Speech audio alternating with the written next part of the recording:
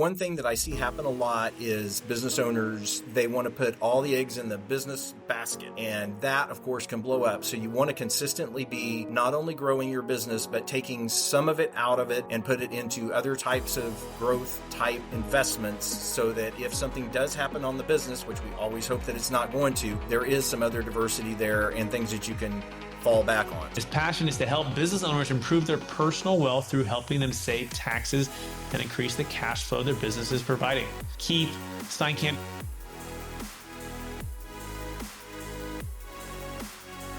Welcome to the Building to Billions podcast, where we guide successful entrepreneurs and investors on the journey from millions to billions. We believe the key to scaling your business and compounding your wealth starts every day with a mindset of stewardship over ownership and applying billionaire principles.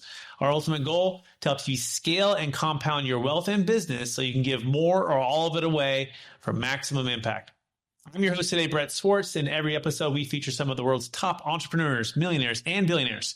They share their principles, values, secrets, and wisdom, providing each of us with the insights we need to reach the next level of success and impact. I'm excited about our next guest. He's out of the great state of Oklahoma, and his passion is to help business owners improve their personal wealth through helping them save taxes and increase the cash flow their business is providing. He works with business owners and other stakeholders of small and medium-sized businesses, and they make significant and sustained breakthroughs in their income, ease of operations, and values of their business. His career includes over 30 years of helping these business owners and leaders initiate positive change in several industries. His experience includes ground floor startups, as well as multiple industry-leading Fortune 500 companies, and so much more. Please welcome to the show with me, Keith Steincamp. Keith, how are we doing? I am doing great. Thanks so much for having me, Brett. It's good to be with you. Absolutely. Good to see you here today. And for our listeners getting to know you for the first time, would you give us just a little bit more about your story and your current focus? Absolutely. I help business owners to increase their personal wealth, but the ways that I do it are largely through tax savings, as well as helping them increase the amount of cash flow that their business is providing. So I'm very hands-on with the business owner, helping them to increase the amount of cash that they're getting out of it, so that then they can, in some cases, go and invest in other things and diversify. And my background is largely financial, but I've worked, I'm a CPA, and I've got other certifications also. Worked with a couple of different Fortune 500 companies, as well as I started out, with startups. I've done small ground floor startups and watched them to progress and take things to the next level. And that's really exciting for me. And I also like to take, what big companies have done, and then look at how that can be scaled down onto smaller companies and help them to kind of evolve and move to the next level awesome. At the right time. Got it. Yeah. And by the way, you can learn more about Keith by going to achievebusinessadvisory.com, achievebusinessadvisory.com.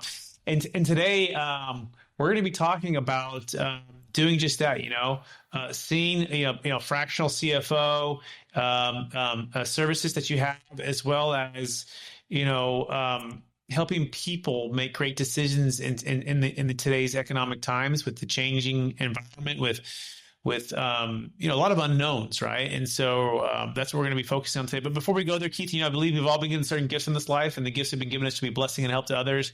I'm curious, what is Keith's one or two superpower or gift you've been given, and how does it help how you help and bless people today?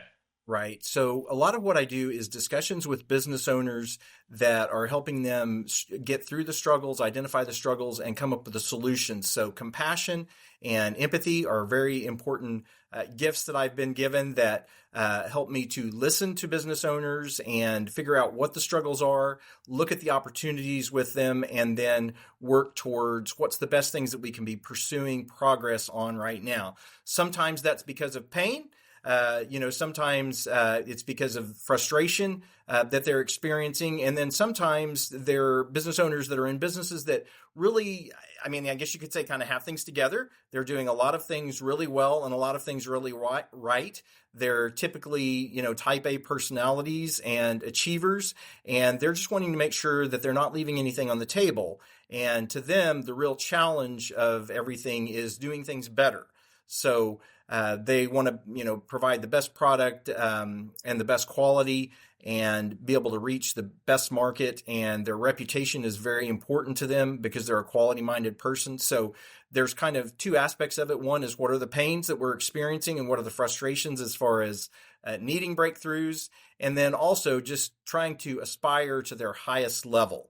And that can be within their business. It's often also within their family and their personal situation. So they're trying to make sure that they're having the impact that they want, whether it's through their family or through their community. And their business is one of the ways that they can certainly impact the community, as well as take care of, for instance, their family in the future. Got it. Awesome. And by the way, that's another new topic because I love it. It's inspiring to the highest level in business and life. So with that in mind, Keith, what is the number one secret to doing just that? How are you helping people to inspire to the highest level in business and life? Absolutely. The thing to start with is always through your interviewing of a person who you may be helping in the future. And if you're thinking of working with some type of advisor, if they start with questions about where you want to go with your life and what's important to you as far as priorities, those are some of the biggest things, because if we can't structure your business so that, I like to think of it as behaving in getting you where you want to go in life rather than getting in the way of where you want to go in life. If we can't achieve that, then the ultimate endpoint is not going to be satisfactory. So we want to start with what our goals are, what we want to achieve in the long term, or at least the medium term, and then design things so that they are going to make you wind up in the right place as far as that goes. Yeah, I've asked a couple questions on that, right? And I've been studying this, and actually I have this little cheat sheet that I have in front of me to help me stay focused on that, right? For people. Ooh, I like it. Nice. And it's, the who, what, where, and when. And it talks about staying away from the why, right? Okay. And so here are some of the what questions that I really like. This might be my favorite one. Number one, what matters to you the most? Mm-hmm. So it's very key. Every word makes a difference, right? Yeah, absolutely. So what matters to you is kind of broad, but what matters to you the most? So when you're doing these interviews with people, right? And you mentioned in the beginning, you said, what's best right now, right? They might have pain, frustration, and you're helping them work through the options. You're having compassion, empathy. And then you said something I think that was so key. It says, what's best right now, right? So walk us through how you're helping people clarify the next best step. Yeah, that's a great question. And let me kind of springboard to a situation that I had last year with a business that I owned, a husband and wife business. And they initially, when we got down to the nitty gritty on that, the thing that we had to start with was, for instance, really cleaning up their books. Their books were a mess. They had done some fantastic things as far as growing their business and providing great service and getting a great reputation, but it wasn't profitable.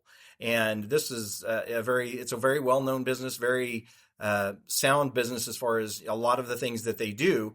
But the business wasn't profitable, and they really didn't know where they were at, and they couldn't trust their numbers and everything. So we had to start out with that and get that solid. Now, eventually, they were wanting to have the option of one of the owners being able to free up her time because she wants to pursue some political interests and run for some offices and have more time to do that. They have children that are kind of in the 10 to 18 range, and they wanted them to be able to have the opportunity to work in the business. But at the same time, in order to free things up, one of the things they were trying to do was sell at least a majority interest in the business. And so we were able to make it where they, after we cleaned up the books and then went through the whole process, and this is kind of trying to answer your question from, what do you do right now, and how do you tie it into the long term? The long term is we want our kids to be developed as entrepreneurs. We want our family to be provided for. We want one of the owners to be able to have more time to pursue their political impact in the community. And so starting with the beginning point, we had to clean up the books because the books needed to be trustworthy. And then after that, we had to get to where we vetted and looked for potential buyers, and then entertained and discussed with the potential buyers, worked through the critical points of the deal, then did the due diligence, and then did the deal and got them past the transition point so that everything could work smoothly and incorporate in with the new business owner without any basically bumps in the road. So it sounds like, what's the one big domino that if we knocked it over, that would free up the most amount of momentum, right? And this momentum being actually being able to have the books be clean so that we can actually get a buyer to buy it, and so we can demonstrate on paper, on numbers, that it's profitable to unlock the kids being, or to unlock the free time for the political interest, other interests, to unlock, more time to be able to spend with the kids, to, bring them in as entrepreneurs. Is that a fair summary so far?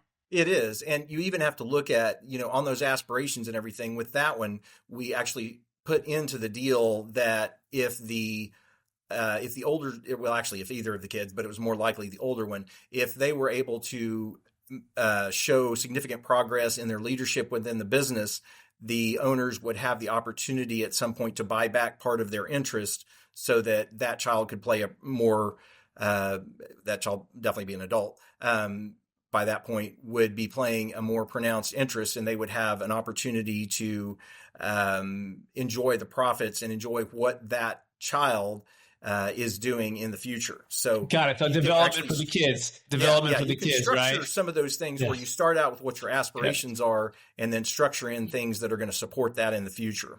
Got it. That's key. And by the way, you can learn more about Keith Steincamp, CPA Certified Tax Advisor, by going to achievebusinessadvisory.com, achievebusinessadvisory.com. Okay, so what is the number 2 secret to inspiring to the highest level in both business and personal? Okay, so one thing that I see happen a lot is business owners, they want to put all the eggs in the business basket. And that, of course, can blow up. So you want to consistently be not only growing your business, but taking some of it out of it and put it into other types of growth type investments, so that if something does happen on the business, which we always hope that it's not going to, something does happen with that, there is some other diversity there and things that you can fall back on. So that's an important one along the road, and it's extremely difficult for business owners to do that, because they're building their baby here, and their baby's going to be their retirement and all that. But we probably all know people who, for one reason or another, something happened in the business, often not their own fault, that came from out of nowhere and knocked them aside on that. So with that as a side note, the big thing is you need to do the continuous improvement and make sure that your process has built-in avenues for continuous improvement. Whether it's 4DX or traction, any of those type things, or just some effective methods, so that you're continuously identifying the problems and fixing the problems to take things to the next level. Got it. Okay, so I got it. So this is really cool. So diversification, just preservation of capital, of wealth, of retirement, of just, kind of a safety net that's outside of just all of your eggs in the one business basket, because Correct. You never know. Things can go out, something can change and it's out of your control. Number one, that makes sense. Number two, continuous improvement, right? So not just taking it for granted that you're successful today, solve the problems, ID the problems, and then solve them. Is that a fair summary so far? Absolutely. Great. So question number 3 is this: what's the number 3 secret to inspiring the highest level of business success, right? And also personal. Okay, so a big thing, and this has kind of been intertwined in what I'm saying, but let me pinpoint it here. You need to constantly be looking at things holistically. So make sure you're considering where your life wants to go, so that you're considering the things that are important to you in your life and where you want to wind up in that. And then within the business, you need to be constantly cropping and finding the best opportunities within the business. So it's not good enough just for a business to have a plan. They also need to execute the plan. And so there's lots of different aspects of the business that need to be operating well. And you constantly need to be looking at the business from a holistic standpoint and figure out important things like, where are our problems and what can we do to solve that problem? But within that, it's got to be prioritized for the biggest rewards, and then also on the protection side, the biggest things that you need to protect against. Okay, got it. What questions haven't I asked you yet that is a good one that comes up when you're sitting down with somebody to uncover some of these things? Or what are some of the frequently asked questions that come from folks when you're sitting down one-on-one with them? Yeah, so dialogue about what's working well and what's not working well. And then, particularly like from an employment standpoint, a lot of times maybe the person that got them here is not the person to get them to the next level, or there's additional training needed, or we may be to the point that we need to change our organizational chart. So if you ask a lot of questions and just figure out what keeps messing up, and if there's something that keeps messing up, that's probably a red flag that there's an opportunity there and that there may be something that needs to be fixed. Now, some things you can look at it and you think, well, this doesn't matter and it doesn't play a big role. But a lot of times those things that are messing up, or maybe they're recurring problems or problems that customers are saying, those are big red flags. And one of the things that can be real helpful in that whole process is looking at your customer service scores. I mean, first of all, seeing what the customers are saying and having them score you.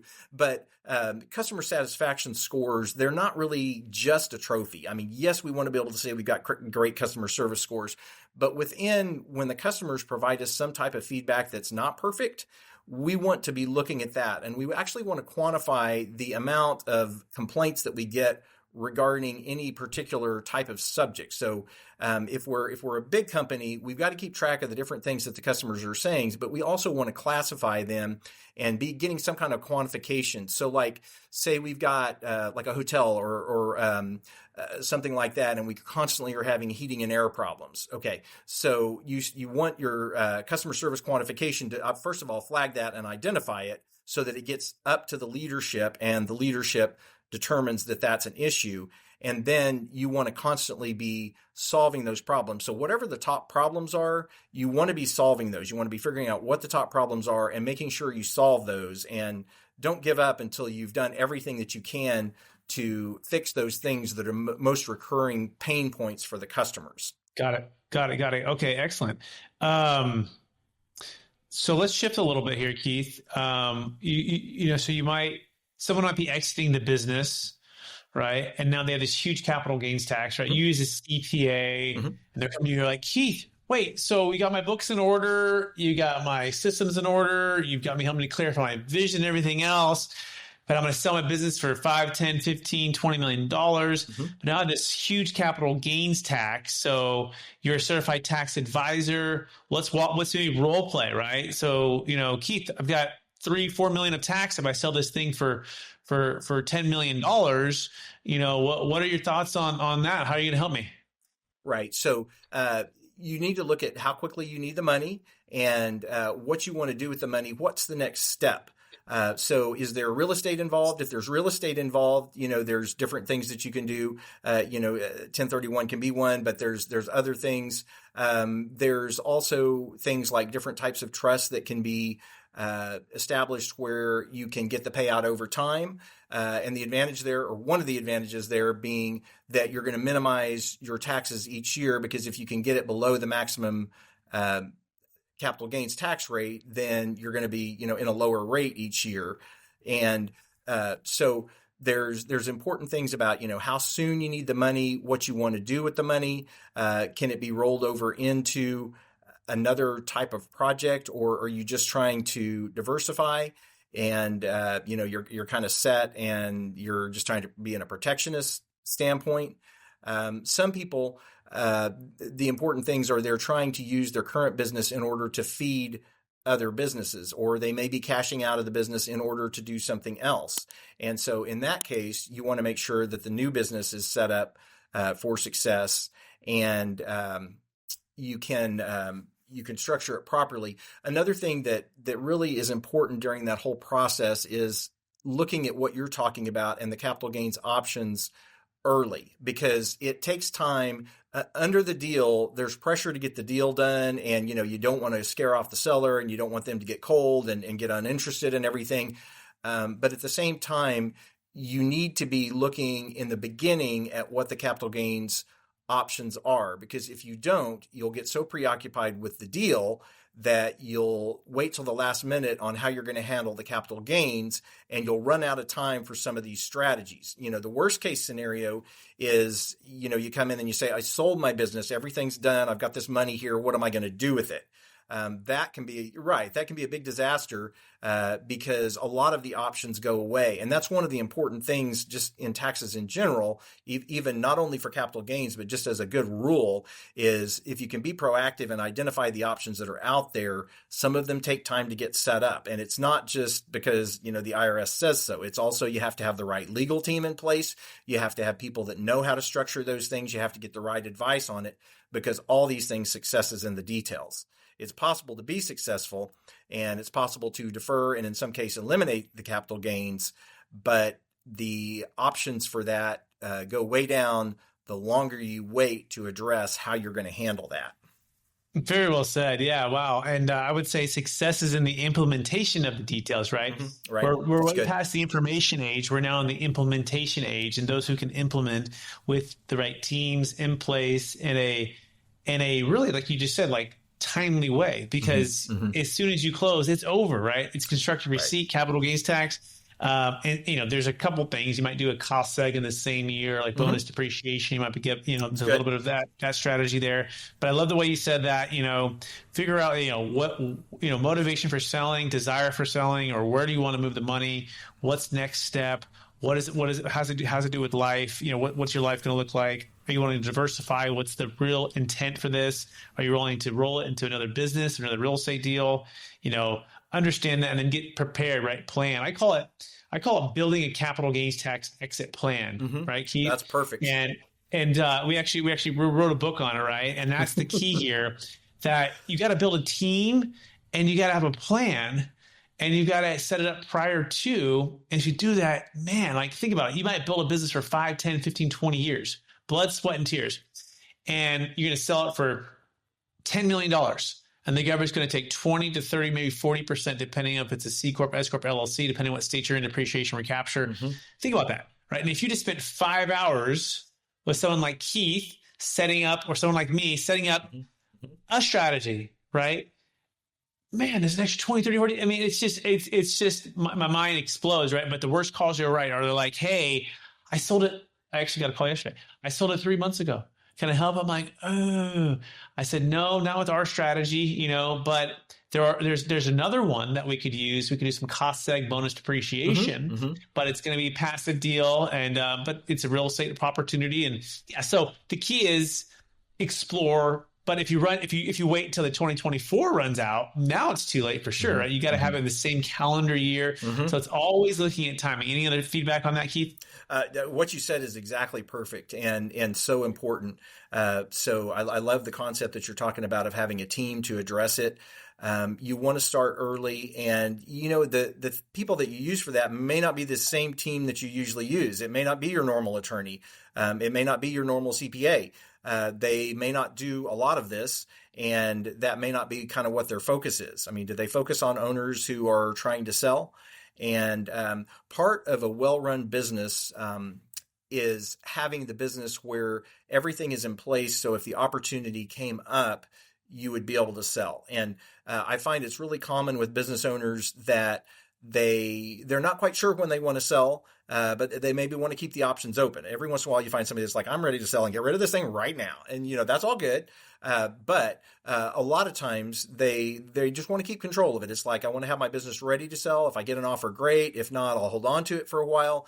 That's a good place to be in if you've got the business to the point where it's saleable and all the things are done so that if those offers come up, we can take advantage of them then. And part of the saleability is having done your research and having done your studies so that if you do exit, and if it's at this price, I have this option. And if it's at this price, I have this option. But you've done the homework of not only operating the business so it's profitable every day and every year, but also you've lined yourself up for success, because if you're going to exit, you're not going to get raked over the coals on things like capital gains taxes.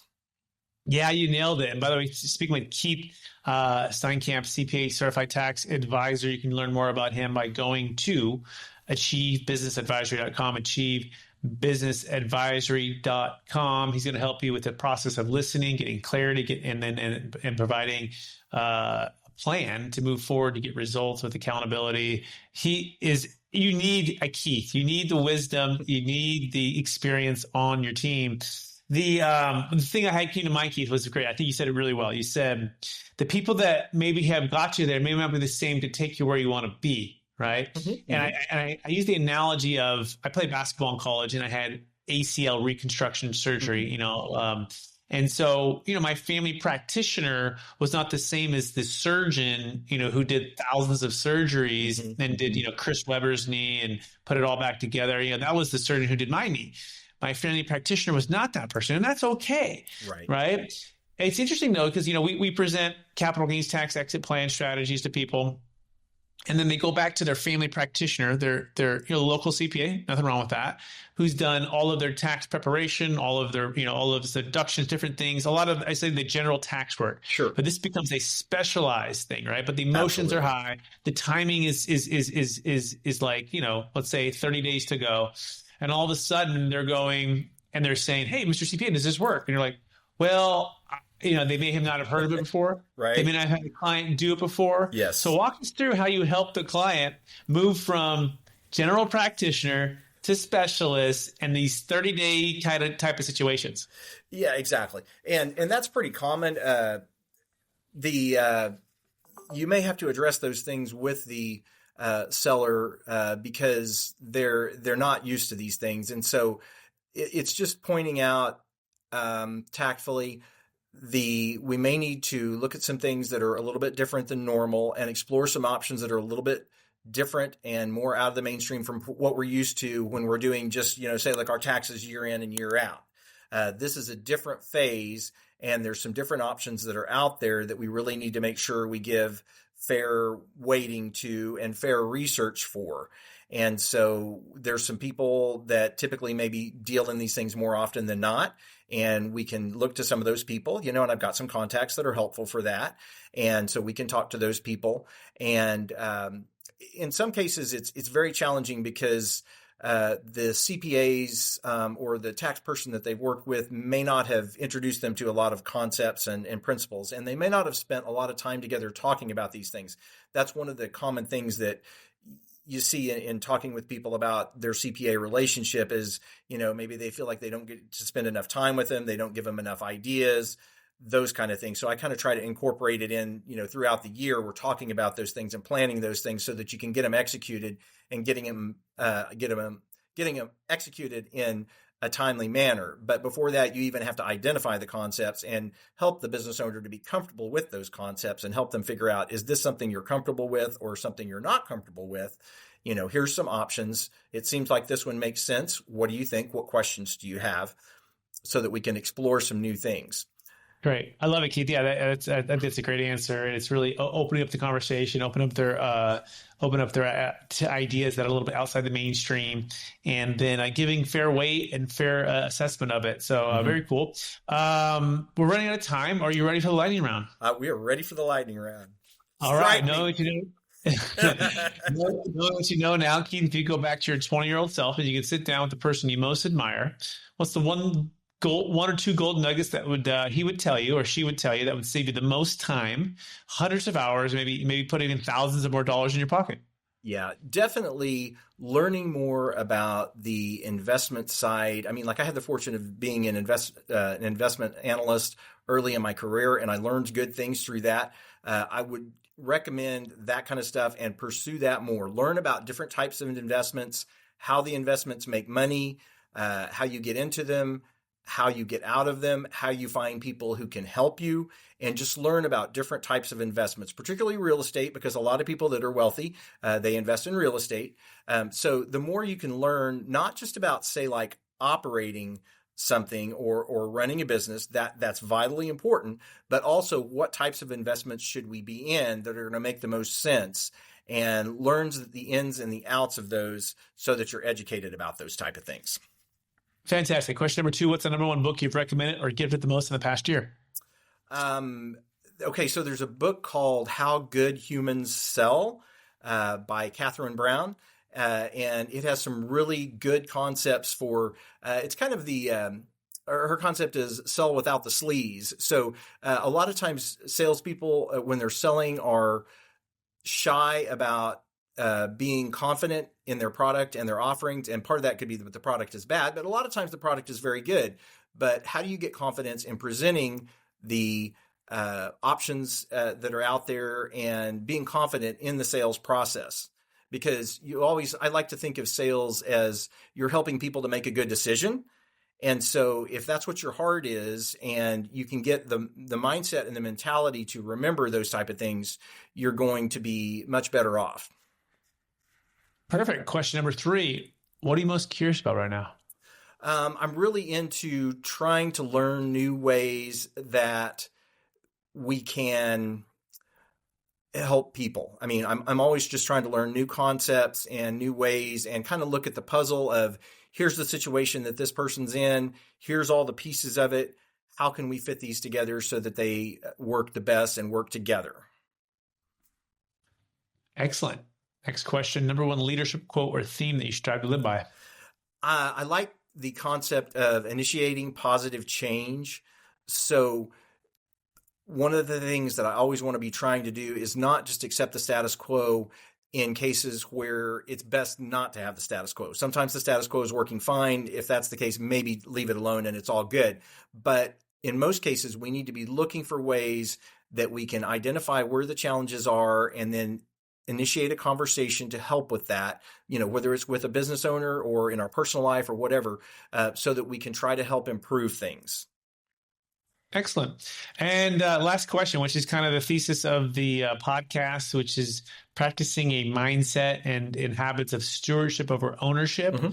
I believe we've all been given certain gifts, and these gifts have been given us to be blessing and help to others. And we're here to steward those gifts and help a lot of people. So how are you best practicing that mindset and those actions to be a steward over an owner? That's great.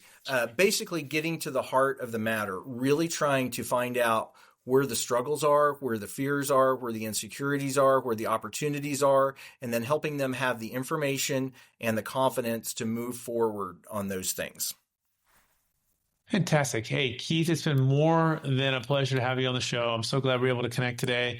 I want to encourage you to keep using your gifts of compassion and empathy, listening deeply, looking for opportunities, and helping people to find out what's the next best step to take.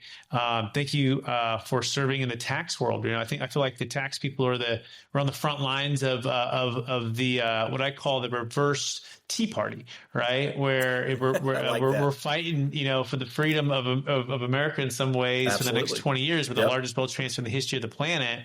And to be able to be on the front lines to help people make great decisions when they exit, and then pour the money back into the communities to help more people. All that being said, for our listeners who want to get in touch with you, would you remind them what the best place for them to find you is? Absolutely. Our website is achievebusinessadvisory.com, and ACHIEVE, achievebusinessadvisory.com.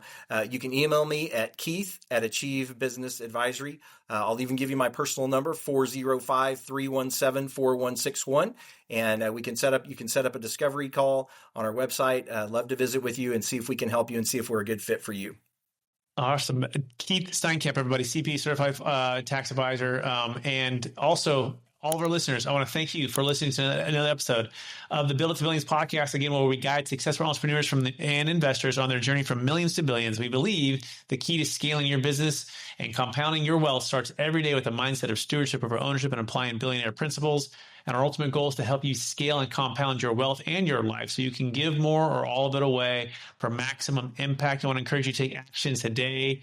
You can go to buildittobillions.com as well. Start asking great questions, right? Like Keith asked today and laid out, right? What matters to you most? What are your needs? What are your wants? What are your deal breakers, right? Who is involved?